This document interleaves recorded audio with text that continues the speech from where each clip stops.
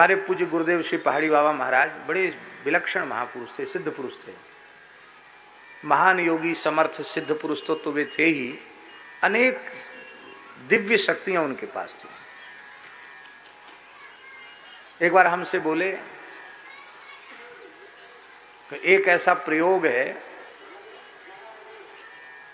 तो उस प्रयोग को कर लो तो खूब मूसलाधार पानी बरसे, और तुम संकल्प कर लो कि इतने बीघा या इतने एकड़ में न बरसे, बाकी सब जगह पानी बरसे, तो सब बरसेगा सब जगह, तुम्हारा नहीं। तुम बोले वो काम क्या आएगी वो सिद्धि? बोले काम ये आएगी कोई यज्ञ हो रहा, बड़ा भोज भंडारा हो रहा है, और अब ऐसी व्यवस्था नहीं है कि पानी से बचाव हो सके, उसी समय उसका प्रयोग कर दो तो चारों ओर पानी बरसेगा, उतने क्षेत्र में पानी नहीं बरसेगा। और जो भगत हैं वो पक्के भगत हो जाएंगे, वो कहेंगे अरे बाबा बड़ा चमत्कारी है, देखो इतना सब जगह धुआंधार पानी बरस रहा, मूसलाधार, यहाँ एक बूंद नहीं, देखो इतना बड़ा यज्ञ, सब इतना बढ़िया हो गया, बड़ा प्रतिष्ठा होगी, बहुत मान्यता होगी। अच्छा, तो बोले वो कोई ऐसी वैसी चीज नहीं, सामान्य प्रयोग है। और एक प्रयोग उन्होंने हमको बताया, ऐसा प्रयोग करो तो ऐसा हो जाएगा।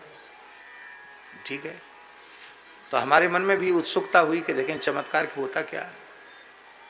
वो सूर्य ग्रहण के समय का प्रयोग था, कोई तामसी प्रयोग नहीं, एकदम शुद्ध सात्विक प्रयोग, इसमें गुरु मंत्र का ही जप था और कुछ नहीं, सामान्य प्रयोग, एकदम सात्विक प्रयोग, साधु साई जिसको कहना चाहिए। तो जैसे जैसे उन्होंने बताया था वो सब हमने किया, और उसके बाद एक दिन वो बैठे थे धूना पर, और हम जाके साष्टांग किए, तो बस मेरी तरफ देखा और देखते ही बोलना शुरू कर दिया उन्होंने, इंद्री द्वार झरोखे नाना, तह सुर बैठे कृथाना, आवत देखें विषय बिहारी, तुरते दही कपाट उधारी, रिद्ध सिद्ध बहु प्रेरे भाई, बुद्धि लोग दिखावे आई, होई बुद्ध जो परम स्यानी, तिन तिन चितैन अनत जानी। भगवान की प्राप्ति में विशुद्ध ज्ञान और भक्ति की प्राप्ति में सिद्धियां बाधक हैं। क्या होगा? प्रतिष्ठा सुक्री विष्ठा, बेकार बेकार। इस सिद्धियों के चक्कर में पड़े हुए लोग नरकों में जाते हैं। आग रोक दिया, पानी रोक दिया, उससे क्या फायदा हो गया? 10-20 हजार आदमी आ गया, कुछ पैसा चढ़ गया, उससे क्या फायदा हो गया? हम मन में सोचने लगे कि अभी तो 2-4 दिन पहले तो एकांत में बड़ी उन्होंने प्रयोग बताया, और अब ये नरक जाने वाली बात कह रहे हैं। अभी प्रयोग तो हमने किया ही नहीं। तो प्रयोग की एक वस्तु थी, कुछ नहीं, मिट्टी ही थी वो, तो उस प्रयोग की उस वस्तु को हम उठे वहां से थोड़ी देर बाद, और उसको हम जमुना जी में ही पधराया है। हमने कहा लो सिद्धि देवी, हमने प्रयोग तो किया नहीं, पर लो तुदीयम वस्तु गोविंद तुभ्यमेव समर्पये। अब किसी से कुछ कहा नहीं हमने। दूसरे दिन फिर आके बैठे, शाम को बैठते थे थोड़ी देर उनके पास, तो हमारी तरफ देखते ही बोले वाह बहुत अच्छा हुआ, रिद्धि सिद्धि के चक्कर में नहीं पड़ना चाहिए, फेंक आए जमुना जी में। उनकी हाँ, वाह बहुत अच्छा किया, बहुत अच्छा किया, बहुत अच्छा किया, वाह हम तो परीक्षा ले रहे थे तुम्हारी। ऐसे त्रिकालदर्शी महात्मा कहने की, पूछने की, बताने की जरूरत नहीं।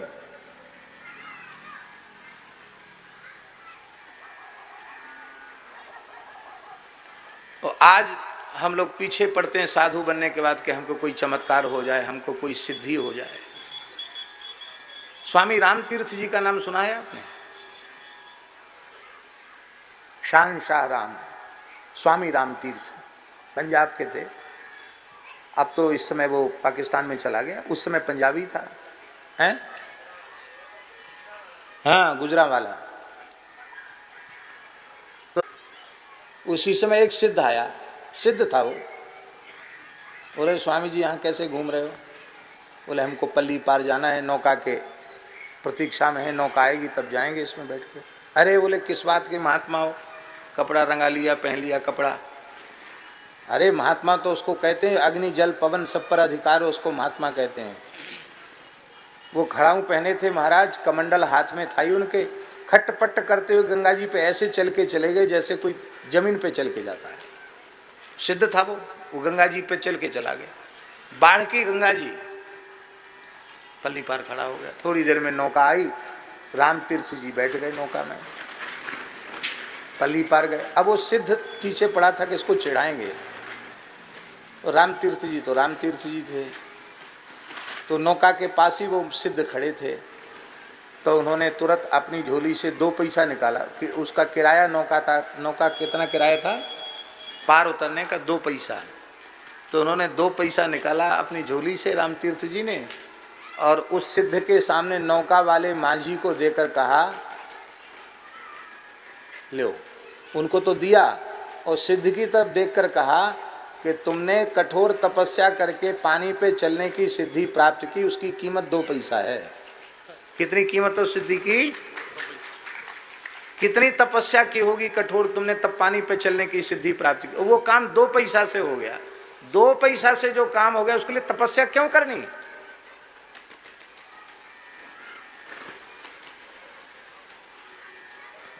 समय आने पर महापुरुष कई बार दुष्ट के चित्त में परिवर्तन करने के लिए कभी भगवान की इच्छा से प्रयोग भी कर देते हैं, लेकिन सही बात यह है कि महात्मा तो महात्मा होते हैं। अभी स्वामी ने रामदेव जी ने एक बात हमको बताई। स्वामी श्री भूमानंद परमहंस, अवधूत स्वामी श्री भूमानंद परमहंस जी के बारे में। यहाँ बेतवा और यमुना जी का संगम है, वहाँ गुफा में रहते थे बाबा। कुछ काल वहाँ गुफा में, मिट्टी की गुफा में बाबा रहे। तो किसी विषय को लेकर के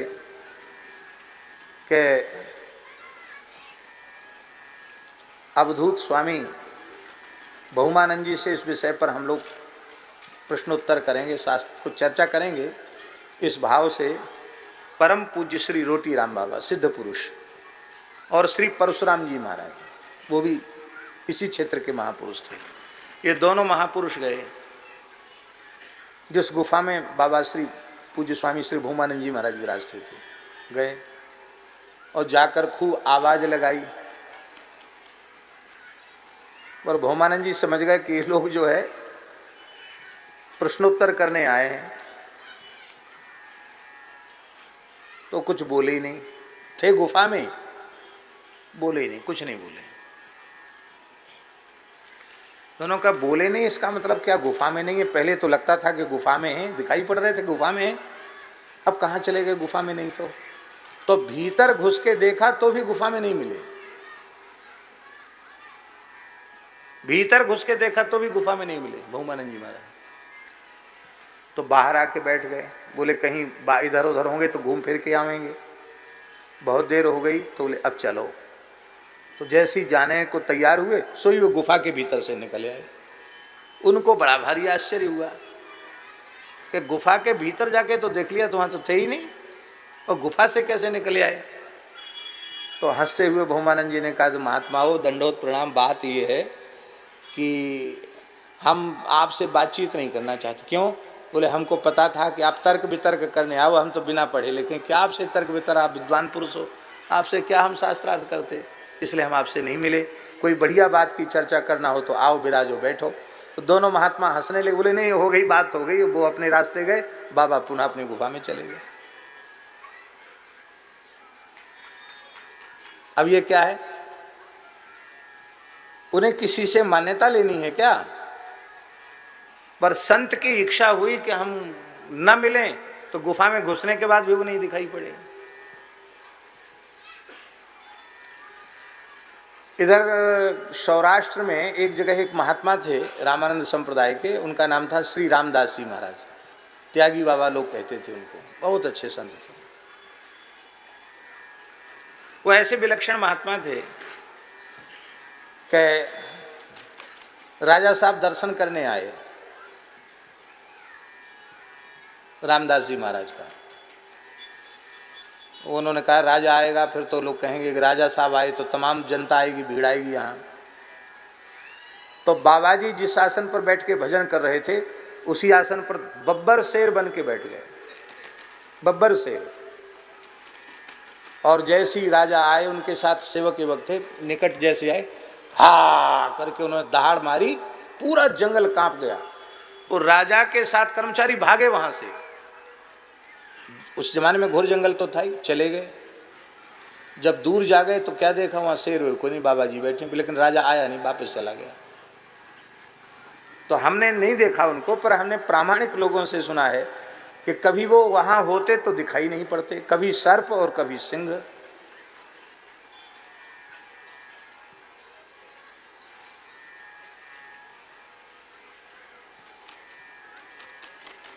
हम भी उनके स्थान पर एक बार गए। संत तो पधारे हुए उनको हो गए कम से कम 80 वर्ष हो गया होगा उन संत को भगवत धाम गए हुए। हम उनके स्थान पे गए। काला नाग, इतना बड़ा फण उसका, यहां से लेके वहां तक लंबा। तो शायद त्यागी जी थे साथ में कि नहीं थे। और हम लोग अपना कमंडल नचला लंगोटी जहां रखे थे वहीं वो महाराज एक कुंडली मार की हो। अब किसकी हिम्मत है चला लंगोटी उठाने की? है किसी की हिम्मत? सब तो दूर खड़े हो गए।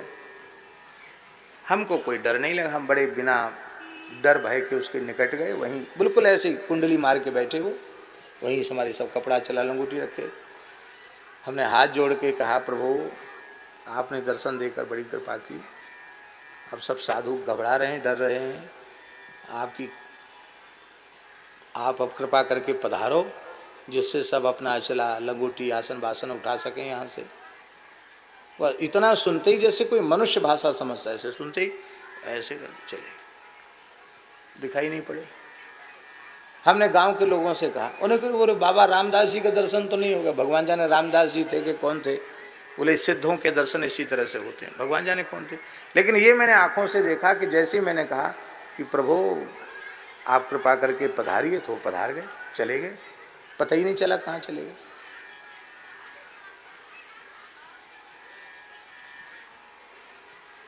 पर ये सिद्धियां कोई मंत्र तंत्र जंत्र की नहीं होती हैं, ये भगवान का नाम जपते जपते जपते जपते हैं। साधक नाम जपहि लय लाए, होहि सिद्ध अणिमादिक पाए। पर उनका भी प्रयोग नहीं करते हैं, सीधी सी बात।